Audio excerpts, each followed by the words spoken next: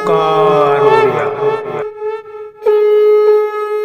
नमस्कार फ्रेंड्स, ओंकार ओडिया चैनल रे आपण मन को स्वागत। फ्रेंड्स, कौन सी स्त्री को न छुईकरी ताको तीव्र भाव में उत्तेजित करिवार एक सिद्ध तांत्रिक प्रयोग विधि आज क्षुद्र भिडियो रे मु शेयर करूची। एहरी माध्यम रे आपण कौन सी मध्य स्त्री जे कि आपन को सेबली पसंद अछंती तांको सह आपनकर संपर्क स्थापन करिया पे चाहउचंती, मात्र ता कौन सी बाटे संभव होई परू नाही। एही प्रक्रिया माध्यम रे से एभली भाव रे काम विहुलित हेबे जद्वारा कि से तांको तरफ ही आपन को प्रपोज करिवे, समस्त संपर्क सूत्रपात करिवे। यह आपनकर कामरूप कामाख्या भैरवी शक्तिशाली वशीकरण क्रिया अटे, जहाँकि सहस्र व्यक्तियों पाखे परीक्षित होकर संकलित होइछि। आपण माने याको जदि गुप्त भाव में प्रयोग करिवे तबे जेकोसी स्त्री मध्य ताको बिना स्पर्श रे उत्तेजित करिकरी आपनकर समस्त अभिष्ट को पूर्ण करि परिबे। आपण माने जानंती कौन सी स्त्री को जदि आपण माने प्राप्त करिया पे थाए तबे ता सह मधुर वार्तालाप करिया पे पड़ी थाए, ता सह विभिन्न स्थान रे स्पर्शायित करिकि ताको उत्तेजित करिया पे होइथाए, जद्वारा कि आपनकर अभिष्टटी परिपूर्ण होइथाए। मात्र यही शक्तिशाली वशीकरण क्रिया माध्यम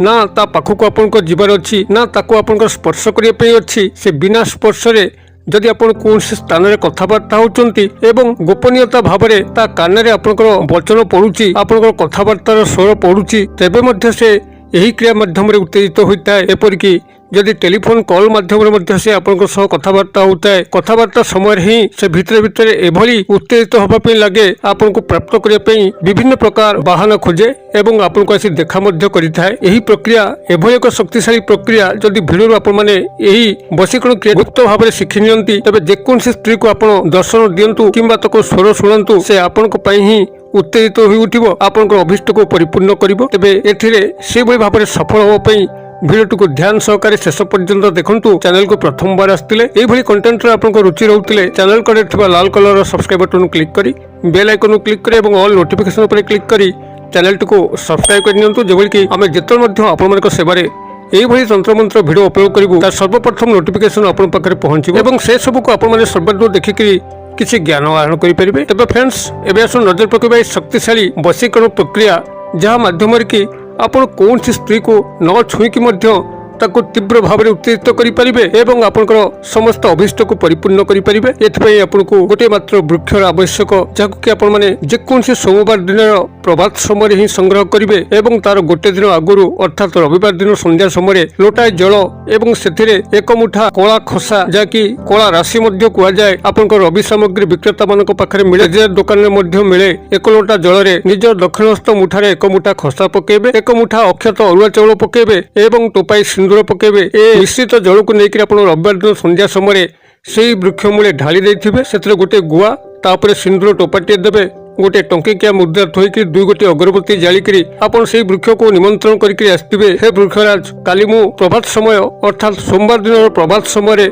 मु आपण पाखु शुद्धपुत होई आसिकरी आपनकर पंचांग को संग्रह करिवि। मोर अमुकी को वशीकरण करिया पे अछि, आपण संपृक्त स्त्रींकर नाम नेबे जहाँ को आपण वशीकरण क्रिया रे शामिल करिवे। आपण मो संगे काली प्रभात समय जिबे, मोर एई वशीकरण क्रिया रे मते सहाय्य करिवे। एई भली भाबरे आपण रविवार दिन संध्या समय निमंत्रण करिके आस्तिबे एवं सोमवार दिन प्रभात समय आपण माने शुद्धपुत होइकरी पुनराय एक लोटा जल एवं दुई गोटी अगरबत्ती नेकरी वृक्ष पाखु जिबे। सेटा जलार्पण करिकरी आपण वृक्ष को नमन करिकरी तार पंचांग को संग्रह करिवे, अर्थात समग्र वृक्षटी को आपण माने सेटु उपाड़ी के आनिबे। सेही वृक्षटी को आपण माने संग्रह करिवे जेउथरे कि फूल आसीथिबो, फल आसीथिबो, स्वयं संपूर्ण वृक्षट हेतिबो, कोई स्थान रे तार से भली पोको दागखिया जगह नथिबो। एभली भाबरे निटोल एक वृक्ष को आपण संग्रह करिवे, जो वृक्षर नाम कि मु शेयर करिया पे जाउची। सेही वृक्षटी को एभली भाबरे रविवार दिन संध्या समय निमंत्रण करिकरी सोमवार दिन प्रभात समय शुद्धपुत होइकरी संपूर्ण भाबरे वृक्षटी को आनिबे, जो वृक्षर कि फूल धरथिबो एवं फल आसीथिबो। वृक्षटी को आपण माने सेउटु सीधा सळक आनिकरी ताको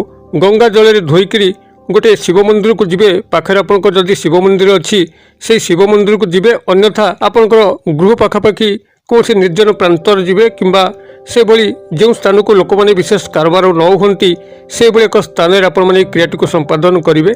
जदि पाखरे शिव मंदिर अच्छी, शिव मंदिर को आपण माने याको गंगा जल रे धौत करके नेबे। सेठारे आपण माने एही वृक्षटी को शिवलिंग ऊपर चढ़ेकरी आपनकर मनस्काम को जणेबे। ओम नमः शिवाय मंत्र को आपण माने सेठी 108 थर आवृत्ति करेंगे। आ जदि आपण शिव मंदिर न जानती जेकोसी खोला प्रांतर जहाँकि आपनकर गृह होई नथिबो से भली एक निर्जन खोला प्रांतर आपण माने उत्तर किंबा पूर्व दिग को मुख करिकरी एक कला आसन पकईकरी आपण माने बसिबे एवं ଏହି ବୃକ୍ଷକୁ ଦେବଦେବ ମହାଦେବଙ୍କ ଉଦ୍ଦେଶ୍ୟରେ ସମର୍ପିତ କରିକିରି ଓಂ ନମ ଶିବାୟ ମନ୍ତ୍ରକୁ ମଧ୍ୟ ସେଇଠି 108 ବାର ମନେ ମନେ ଆବୃତ୍ତି କରିବେ। ଏଇଭଳି ଭାବରେ ଓಂ ନମ ଶିବାୟ ମନ୍ତ୍ରରେ ଏହି ବୃକ୍ଷକୁ 108 ବାର ଅଭିମନ୍ତ୍ରିତ କରିସାରିଲା ପରେ ତାକୁ ଗୃହକୁ ଆଣିକିରି ଛାଇରେ ଶୁଖାଇବେ। ଆପଣଙ୍କର 5-7 ଦିନ ଗଲା ପରେ ଏହା ଶୁଖିବା ପାଇଁ ଆରମ୍ଭ କରିବ ଏବଂ ଯେତେବେଳେ ଏହା ସମ୍ପୂର୍ଣ୍ଣ ଭାବରେ ଶୁଖି ଯାଉଛି ଏହାର ପଞ୍ଚାଙ୍ଗକୁ ଆପଣମାନେ ଚୂର୍ଣ୍ଣ କରିକିରି ପାଖରେ ଏକ ଡଭାରେ ରଖିବେ ଏବଂ ତାକୁ ଗଙ୍ଗା ଜଳ ସହାୟତାରେ ଦ୍ରବୀଭୂତ କରି ଏକ ପେଷ୍ଟ ବନେଇକି ରଖିବେ। ଯେତେବେଳେ ଆପଣମାନେ ଯେଉଁ ସ୍ତ୍ରୀକୁ ଉତ୍ତେଜିତ କରିବା ପାଇଁ ଚାହିଁବେ ଏହି ପେଷ୍ଟରୁ ଆପଣଙ୍କର 2 କାନ ପଛପଟେ ଟୋପାଏ ଲେଖା ଏବଂ ନିଜ ଗଳାରେ ଟୋପାଏ ଏଇଭଳି ଭାବରେ ତାକୁ ଲଗେଇକିରି ହିଁ ଆପଣ ସମ୍ପୃକ୍ତ ନାରୀଙ୍କ ପାଖକୁ ଯିବେ କିମ୍ବା ତାଙ୍କ ସହ ଆପଣ ମୋବାଇଲରେ କଥାବାର୍ତ୍ତା ହେବେ। ଆପଣଙ୍କର ସେ ସ୍ୱର ଶୁଣିବା କ୍ଷଣି କିମ୍ବା ଆପଣଙ୍କର ଦର୍ଶନ କରିବା କ୍ଷଣି ହିଁ ସେ ଭିତରେ ଉତ୍ତେଜିତ ହେବା ପାଇଁ ଲାଗିବ। ତେବେ ଏହି କ୍ରିୟାଟିକୁ ଯେତେ ଗୋପନ ରଖିପାରିବେ ସେତେ ଭଲ। ଯଦି କାହାଗରେ ଆପଣ ପ୍ରକାଶ କରିଦେଉଛନ୍ତି ଯେ ଏହି କ୍ରିୟା ମୁଁ କରିକିରି ଅମୁକଙ୍କୁ ଉତ୍ତେଜିତ କରିକି ମୋର ଅଭିଷ୍ଟକୁ ପରିପୂର୍ଣ୍ଣ କରୁଛି, ତେବେ ଏହି କ୍ରିୟାରେ ବ୍ୟାଘାତ ଆସିବ। ଆପଣଙ୍କ ପାଖରୁ ସମସ୍ତ ତନ୍ତ୍ର ସମନ୍ୱୟର ଗୁଣ କଟିଯିବ। ସେ ପେଷ୍ଟ ଆପଣଙ୍କର ଆଉ କାମ କରିବ ନାହିଁ। ତେବେ ଏହାକୁ ଯେତେବେଳେ ଆପଣମାନେ ସମ୍ପାଦନ କରିବା ପାଇଁ ଚେଷ୍ଟା କରିବେ ସମ୍ପୂର୍ଣ୍ଣ ଭାବରେ ଗୋପନୀୟତା ରଖିକରି ହିଁ ପ୍ରୟାସ କରିବେ, ଯାହାଦ୍ୱାରା କି ଏହାର ଶକ୍ତି ଦ୍ୱିଗୁଣିତ ହେବ। ଆପଣ ଯାହାକୁ ମଧ୍ୟ ଚାହୁଁଛନ୍ତି ତାଙ୍କୁ ଆପଣ ନିଜର ବାକ୍ୟ ବିନିମୟରେ ହଉ କିମ୍ବା ଦର୍ଶନ ବିନିମୟରେ ହଉ ତୀବ୍ର ଭାବରେ ଉତ୍ତେଜିତ କରିକିରି ଆପଣଙ୍କର ସମସ୍ତ ଅଭିଷ୍ଟକୁ ପରିପୂର୍ଣ୍ଣ କରିପାରିବେ। ତେବେ ସତ୍ ଉଦ୍ଦେଶ୍ୟରେ ହିଁ ଆପଣମାନେ ଏହାକୁ ବ୍ୟବହାର କରିବେ। ଯେଉଁ ନାରୀଙ୍କୁ ଆପଣମାନେ ଦୀର୍ଘ ଦିନ ଧରିକି ଚାହୁଁଛନ୍ତି ପ୍ରାପ୍ତ କରିପାରୁନାହାନ୍ତି, ତାଙ୍କ ସହ ଆପଣଙ୍କର ବିବାହ ସ୍ଥିର ହୋଇଛି କିମ୍ବା ସ୍ଥିର ହେବାକୁ ଅଛି, ସେହିଭଳି ସ୍ଥାନରେ ଆପଣମାନେ ଏହାକୁ ପ୍ରୟୋଗ କରିବେ। ଅନ୍ୟଥା ଯଦି ନିଜର ସ୍ୱାର୍ଥକୁ ସେଭଳି ଗଭୀର ଭାବେ ଦୃଷ୍ଟିରେ ରଖିକିରି ଆପଣଙ୍କର ମନ ଯୁଆଡ଼େ ଚାହିଁଲା ଯଦି ସିଆଡ଼େ ଏହାକୁ ବ୍ୟବହାର କରନ୍ତି ହୁଏତ କିଛି ବିଘ୍ନ ଘଟିପାରେ।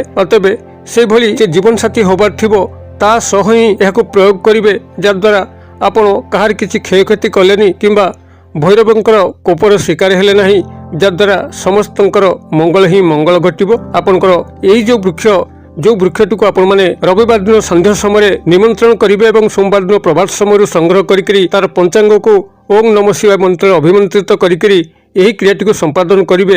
ଆପଣଙ୍କର ବୃକ୍ଷଟି ହେଉଛି କଳା ଦୁଦରା ଗଛ, ଯାହାକି ସର୍ବତ୍ର ବିଦ୍ୟମାନ। ଯେଉଁଠି ଆପଣ କଳା ଦୁଦରା ଗଛ ଖୋଜିବେ ସେଠାରେ ଆପଣମାନେ ପାଇବେ। ଏହାର ଫୁଲଟି କୃଷ୍ଣ ବର୍ଣ୍ଣ ହୋଇଥାଏ, ପତ୍ର ଗୁଡ଼ିକ ମଧ୍ୟ ଅଳ୍ପ ସବୁଜ ବର୍ଣ୍ଣ ହୋଇକରି ବେଶୀ ମାତ୍ରାରେ କୃଷ୍ଣ ବର୍ଣ୍ଣ ହୋଇଥାଏ ଏବଂ ତାର ଡାଳ ଗୁଡ଼ିକ ମଧ୍ୟ କୃଷ୍ଣ ବର୍ଣ୍ଣ ହୋଇଥାଏ କିମ୍ବା ବାଇଗଣୀ ବର୍ଣ୍ଣର ହୋଇଥାଏ। ଏଇଭଳି ଆପଣ କୃଷ୍ଣ ଦୁଦରା ଗଛକୁ ଏଇଭଳି ବିଧିରେ ସଂଗ୍ରହ କରିକିରି ତାର ପଞ୍ଚାଙ୍ଗକୁ ଏହି ଗୁପ୍ତ ବଶୀକରଣ କ୍ରିୟାରେ ବ୍ୟବହାର କରନ୍ତୁ ଏବଂ କିଭଳି ସଫଳତା ଲାଭ କରୁଛନ୍ତି ମୋତେ କମେଣ୍ଟ ବକ୍ସରେ ସେୟାର କରନ୍ତୁ। ଭିଡ଼ିଓ ଭଲ ଲାଗୁଥିଲେ ଲାଇକ୍ କରିବା ପାଇଁ ଭୁଲନ୍ତୁ ନାହିଁ, ସାଙ୍ଗସାଥି ମହଲରେ ସେୟାର କରିବା ପାଇଁ ମଧ୍ୟ ଭୁଲନ୍ତୁ ନାହିଁ। ଭିଡ଼ିଓର କ୍ଷୁଦ୍ର ପରିସର ମଧ୍ୟରୁ ମୋତେ ଏଇଠି ଆଜି ବିଦାୟ ଦିଅନ୍ତୁ। ପୁଣି ଆପଣମାନଙ୍କ ସହ ଦେଖା ହେବ ଆଉ ଏଇଭଳି ଏକ ଶିକ୍ଷଣୀୟ ଭିଡ଼ିଓରେ। ସେ ପର୍ଯ୍ୟନ୍ତ ଦର୍ଶକ ବନ୍ଧୁ ଆପଣମାନେ ସମସ୍ତେ ମଙ୍ଗଳଙ୍କ କୃପାରୁ ଭଲରେ ଥାନ୍ତୁ। ରହୁଛି। ସର୍ବେ ଭବନ୍ତୁ ସୁଖିନ, ସର୍ବେ ସନ୍ତୁ ନିରାମୟା, ସର୍ବେ ଭଦ୍ରାଣି ପଶ୍ୟନ୍ତୁ, ମା କଶ୍ଚିତ୍ ଦୁର୍ଭଗ ଭବେତ୍। ଓಂ ଶାନ୍ତି, ଓಂ ଶାନ୍ତି, ଓಂ ଶାନ୍ତି। ନମସ୍କାର।